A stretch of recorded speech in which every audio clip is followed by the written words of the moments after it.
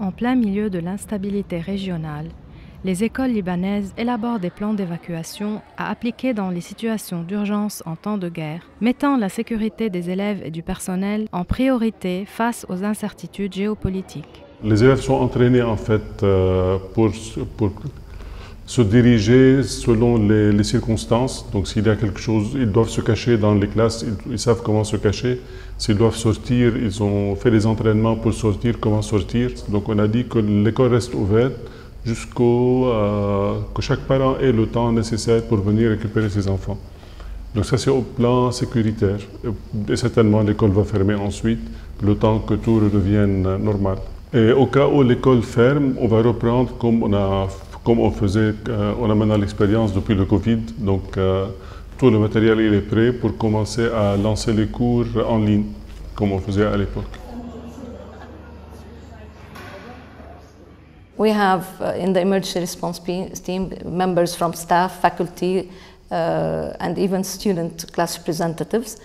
They all know their positions, and because of the situation, we're running these and scheduling these drills, so everybody knows their responsibilities. There will be someone at the gates, heads of divisions usually, with a coordinator or a teacher or a staff member, or probably all together. Even students are expected to stay in their classes, and they will be called depending on who is coming to pick them up and whenever they arrive, so we don't create a lot of crowds and a lot of chaos. Certaines institutions ont mis en place plusieurs plans pour être prêtes à toute éventualité. Pour le plan A, voilà, nous avons, comme je viens de dire, c'est le travail en ligne. Le plan B, dans le cas où il n'y aura pas ni électricité ni générateur, nous avons commencé à préparer des fiches supplémentaires que nous allons envoyer aux élèves via WhatsApp.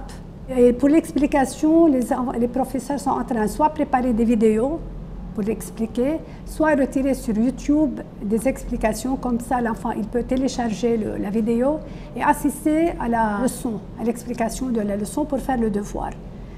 Le plan C, c'est le plan d'évacuation, donc comment faire descendre les enfants dans le cas où il y a des bombardements, comment faire descendre les enfants au sous-sol. Des universités, telles que l'Université Saint-Joseph, ont organisé des sessions détaillées pour les étudiants et le personnel, afin de discuter des plans d'évacuation. Dans chaque campus, on a créé aussi une cellule de crise pour traiter ce genre de problème. Et ça fait quelques mois. En fait, dans le campus, il y a à peu près inscrit 1700 étudiants, mais la présence journalière, ça varie entre 500, 600, 700 personnes, avec l'équipe, les enseignants. Et l'évacuation expected, ça doit prendre entre 15 et 20 minutes, même 30 minutes. Ça dépend. On va faire cet exercice et essayer de rectifier s'il y a des lacunes pour améliorer l'exécution du plan d'évacuation. Ces stratégies ne visent pas à semer la peur, mais simplement à renforcer la confiance et optimiser la préparation face à toute éventualité.